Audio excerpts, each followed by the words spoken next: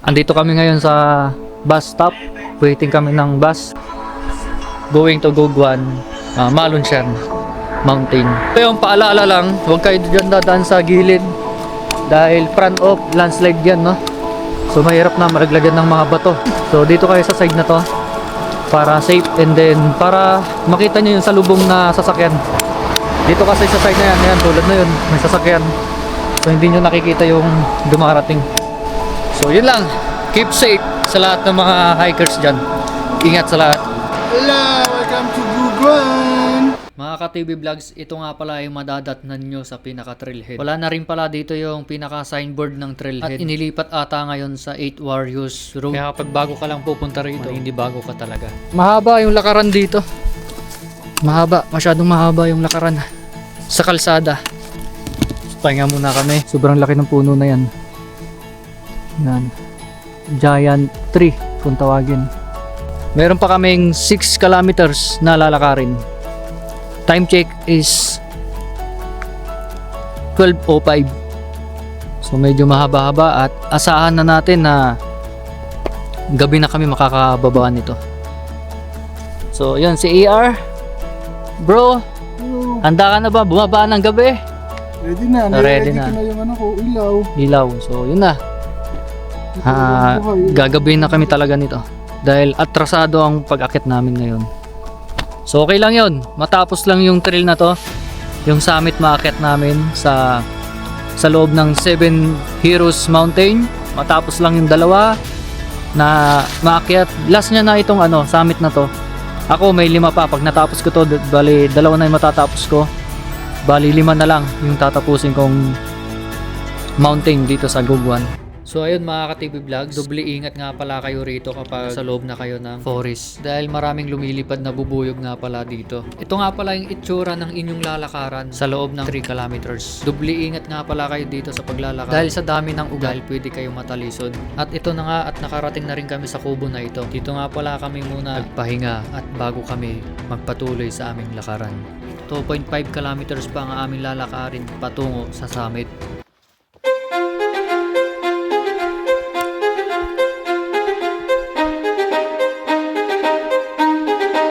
Marami nga pala kami nakasalubong ng mga Taiwanese dito. Naghihintay rin kami na akala namin may makakasalubong na Pilipino. 2 Pilipino nga lang kami umakyat dito. At ito nga pala yung makikita nyo. Ito nga pala yung puno na nakikita sa Google Map. At ito nga rin yung pinaka-landmark ng lookout dito sa Malunsian. Lapit na tayo sa summit. Sinshan Ruins. So ibang way yan. So dito tayo, Mount Malun. So ito yung palatandaan mga ka-TV Vlogs. 6k kilometers na to, and then ito yung 70 is 7 kilometers na. Ito dito kayo babase kapag nasaan kayo o ilang meters na yung nalalakad nyo. Kasi doon sa muhon na yon is 1 kilometer na lang papuntang summit, and then yung nalakad na is 6 kilometer na. So ito yon, ito yung mga nalakad na 6 kilometers and 7, ibig sabihin mayroon pang 1 kilometers. So yan ang palatandaan kapag hindi nyo makita yung muhon, kung nakailang meters na kayo. So yun lang titignan nyo, kung ilang meters na papuntang summit.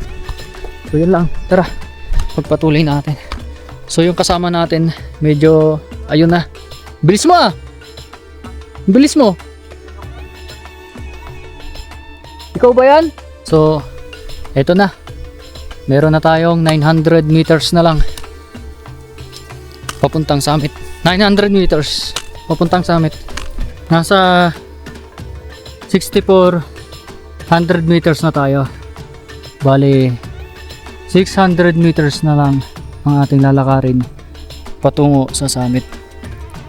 Yan, 600 meters na lang. Palatandaan yan kung malapit ka na sa summit.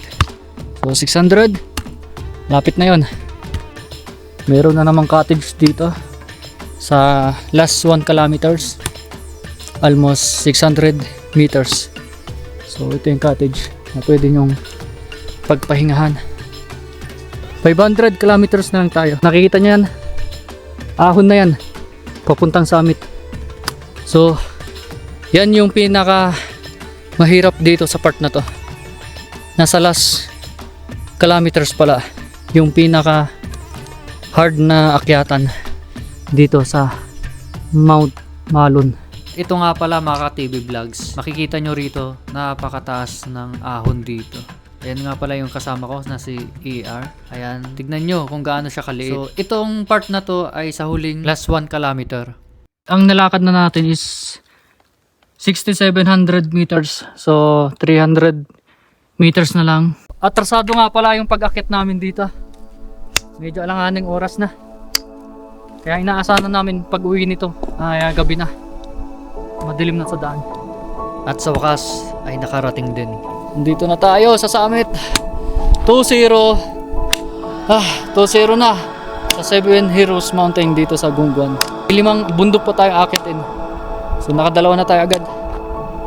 Thank you Lord. Nandito na sa summit. Nakarating na rin sa wakas. At syempre mga ka-TV Vlogs, wag niyong kakalimutan yung ganitong picture dahil kailangan yan. I-attach mo yan sa Taichung apps para makakuha ka ng certificate.